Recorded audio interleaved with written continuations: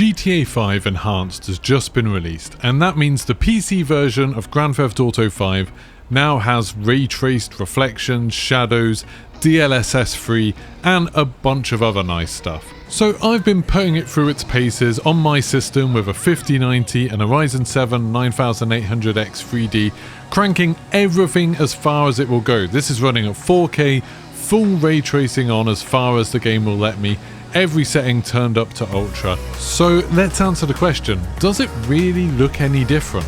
To be honest, my first impressions weren't all that great. When I first loaded it up, I went into single player because obviously in single player you've got a bit more traffic density, more pedestrians about, a bit more to look at. And while, as you can see here, the lighting definitely looks a little bit nicer, you've got some kind of soft shadows on his shoulders there, everything looks a little bit more realistic. It is quite slight, it's quite hard to notice. This, what I've got up on screen now, is the old version. This is the legacy version of Grand Theft Auto 5. They've split it into the legacy version without all these updates, so if you want to still play with mods, it'll work on that version, or you can go to the enhanced version out now.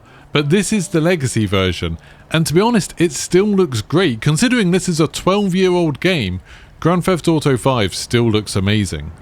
Putting them side by side though, I think it's fairly easy to tell which one's which. Obviously with a game like Grand Theft Auto 5, it is super difficult because there's slightly different lighting conditions, different things going on all the time. There's always a kind of a difference. But the left hand side of this is the enhanced edition, the right hand side is the legacy edition. And you can kind of see everything on the left hand side does look a little bit more realistic. It looks a little bit more kind of tactile. That's why I always think of it. It's like when games look really good to me, it's to do with the materials and the way light reflects off those materials. That tends to be what kind of makes a game look like it's a physical space as opposed to just kind of a cartoon. And the one on the right looks a bit flatter, but they do both still look great. Now before you start commenting, oh these look the exact same, here I'll just do a quick comparison. You can see me there just looking in the bonnet of that car and you can see all the nice reflections of the buildings and the characters. Then again, if I go and switch ray tracing off, so this is a bit more realistic than that chrome VW, there you can see this is what the game looks like without the ray traced reflections. So nowhere near as nice really. You can still see reflections of that building up ahead, but it just doesn't look anywhere near as realistic as it does in the enhanced edition when you're using all of that fancy RTX goodness. You can see it there again, that looks much more natural. Or this illustrates it even better. This is a building like the bottom level of a hospital, and you can see it's kind of got an interior, but it's also reflecting that pillar outside and my character. This is the enhanced edition, and then if I go and turn the ray tracing off, it's kind of shocking what the original reflections actually looked like here. So you can turn it off and you can see this is what the old reflection system would do. And this is because the way the old reflections worked, I don't know if they're screen space or whatever the word is for them, they're using lots of little tricks to do it. And that means that sometimes you get this kind of weirdness where things just don't behave the way they should.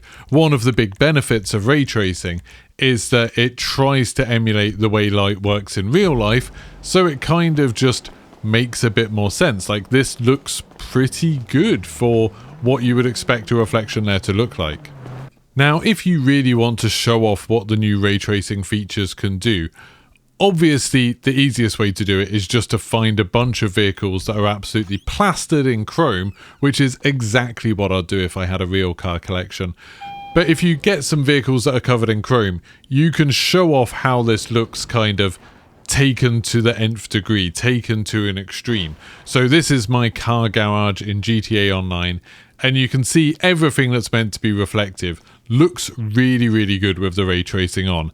Like, I know it's maybe not perfect, and I don't think ray tracing ever looks perfect. It's always a little bit kind of lower resolution and there's odd things missing. But you can see here the reflection of my character shows up. The reflection of my character's shadow shows up, which is pretty impressive. This is a lot better than a lot of the different implementations of ray tracing that I've seen. And taking my VW bus out for a drive with the chrome livery and all the ray tracing on really gives you an idea of just like kind of how much is going on in the game, like how much this can do. Now obviously this is a super edge case, like most people aren't going to be driving around in Grand Theft Auto 5 in a Volkswagen bus that's covered in chrome, but it does show that kind of the ray tracing works and it is doing a lot, even if most of the time when you're playing the game it's actually pretty subtle. Here I switched off the ray tracing just to show what it looks like. So this is enhanced mode with ray tracing on, everything set up to max. You can see reflections there. Then if I just go into the options, then go down to ray tracing and just turn the ray tracing off, gives me a little warning there. But now you can see what those reflections look like without ray tracing on. And they're much, much worse. Like, that is much, much uglier. The game does have reflections, and I think a lot of games do really well with reflections, really. Like, the clever ways they do it without ray tracing hardware is pretty impressive. But it doesn't look anywhere near as good. Now, the big question is obviously, is this actually worth it? Like, is this worth paying for an expensive graphics card for? Is it worth losing the frames that you lose by putting ray tracing on? Is it worth, like, bothering with the enhanced edition just to see ray tracing? And the answer is nearly always no. Like, I've played plenty of games with ray tracing, you know, some of the games that are meant to have the best implementations of it, so like Cyberpunk or Indiana Jones, and I don't think it's ever worth it. I don't think I would ever play with ray tracing on, losing the frame rate that I get from, you know, not having ray tracing on. But in this game, at least, in GTA 5, oh, that looks really nice there. I've turned it back on now, and that does look really nice.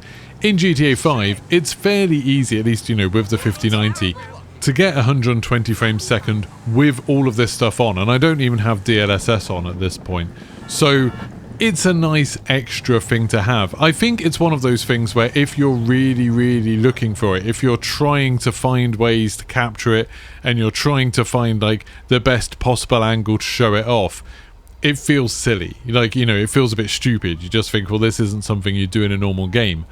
But this isn't really what it's built for. The point of it is that it kind of makes everything look a little bit more realistic. It's something that's quite subtle that you might not consciously be aware of, but just catching the corner of your eye, little reflections that make sense within the world, are those little cues that make something seem more realistic. It's like how in some games you have wind physics, and most of the time, I would say most people, probably like 99% of people that play the games that have wind physics, won't notice them at all.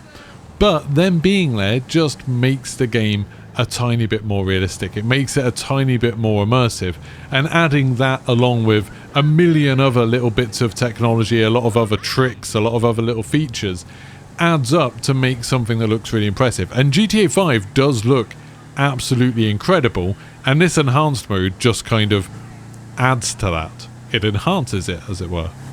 It does seem very inconsistent though. It's really interesting. Like, I've been playing with it for about 2.5-3 hours now, and it's crazy how some things, like this vehicle, I think it looks absolutely awesome in. I think, again, this is quite subtle.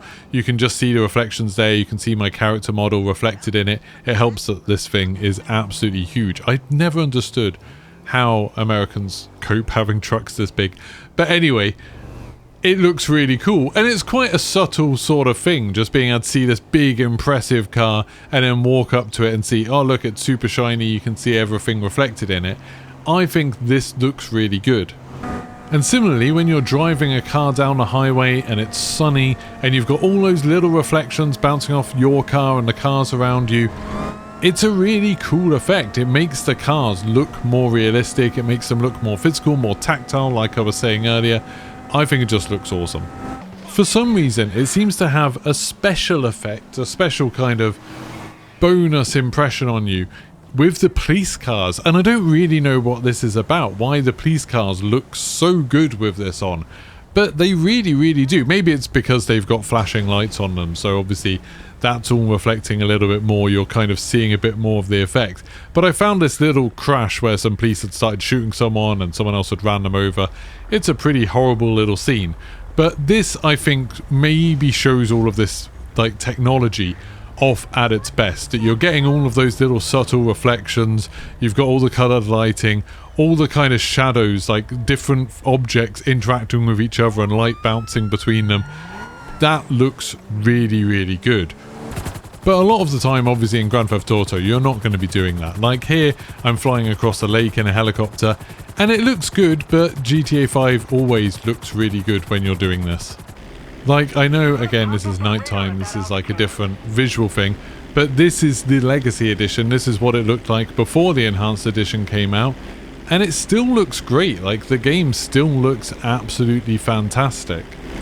And then back to the Enhanced Edition, there's probably a few extra little bits going on here. There's probably some slightly nicer reflections of the mountains in the distance on the waves and stuff like that.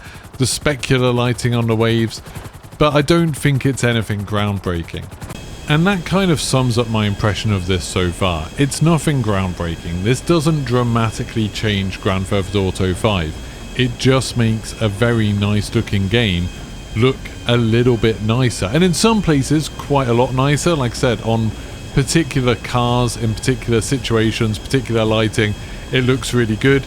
And then there's a lot of situations where the game pretty much looks the same, unless you're really trying to do particular things to make it show up.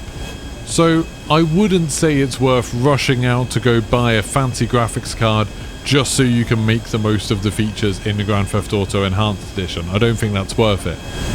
But the Enhanced Edition is free, so if you already own Grand Theft Auto 5 on PC, you should be able to play it. Apparently, I've heard some people in my chat saying that if you have the Epic Store version that they were giving out free, then you can't upgrade to this version. I think you actually have to own the game, you have to buy it, but it's like £8 in some places, so it's not too much right now.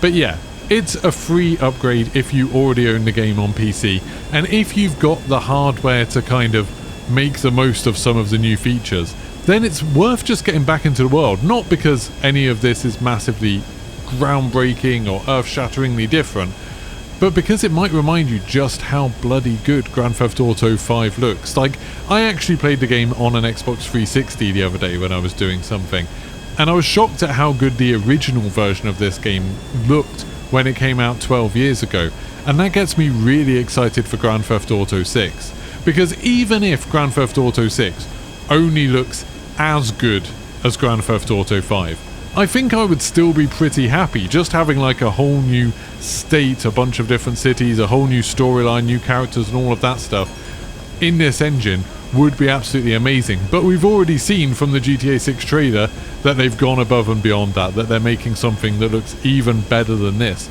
and that is unbelievably exciting. Anyway, now you've seen a bunch of this, let me know in the comments what you think. Is this upgrade as impressive as you expected? Is it what you wanted? Let me know in the comments. If you enjoyed the video, don't forget to like and subscribe, and I'll see you for the next one. Goodbye.